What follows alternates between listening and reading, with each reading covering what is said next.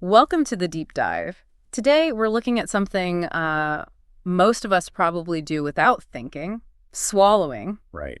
But imagine if that simple act felt terrifying. That's what we're exploring: phagophobia, the fear of swallowing. We've got some psychological insights to unpack it. Yeah, phagophobia. It's technically what we call psychogenic dysphagia, Psychogenic dysphagia. meaning difficulty swallowing, but crucially without a physical reason. It's psychological. Sometimes you hear the old term choking phobia. I think I have, yeah. Well, that one's a bit misleading. The fear isn't always about choking per se, but the actual act of swallowing itself. It's a subtle but important difference. Okay, that makes sense. So where does something like this fit into how we understand mental health? Good question.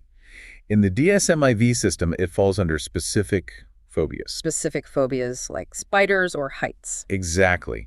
But in the sort of catch-all other phobias group, it really shows how focused anxiety can become, zeroing in on one specific bodily function. And this isn't just like a small anxiety. It has real impacts. Oh, absolutely. The thing is, it can easily blur into or even cause a fear of eating altogether. Right, because if swallowing is scary. Then eating becomes a source of major stress, and that, unfortunately, can lead down a path to, well, malnutrition and significant weight loss in some cases. Oh, that's serious. It's hard to grasp living with that level of fear around something so fundamental. It really is.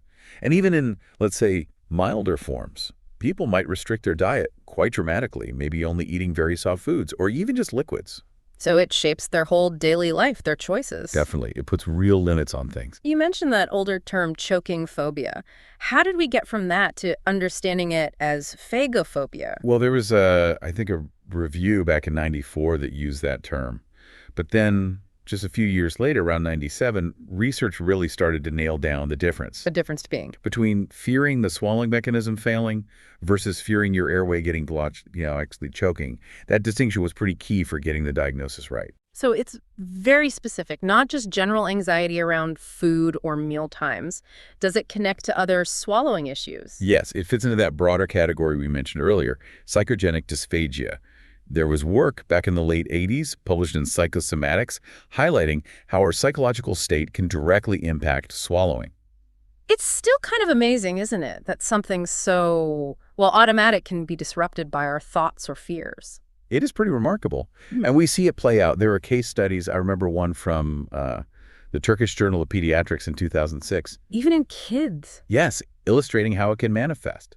These real-world examples really help us understand the different ways it presents itself. Okay, so let's pull this together. Phagophobia is this distinct fear specifically of the act of swallowing. Right. Not necessarily choking, not just general eating anxiety. Its roots are psychological. A psychogenic issue, as you said, but with potentially very real physical consequences. Exactly, if it's not understood and addressed. Looking into phagophobia, it really underscores that connection, the intricate link between our minds and our bodies. It really makes you think, doesn't it? If swallowing, something so automatic for most of us, can be influenced like this by our psychology, what other basic bodily functions might be more tied to our mental state than we commonly assume? Something to reflect on. Thanks for exploring that with me.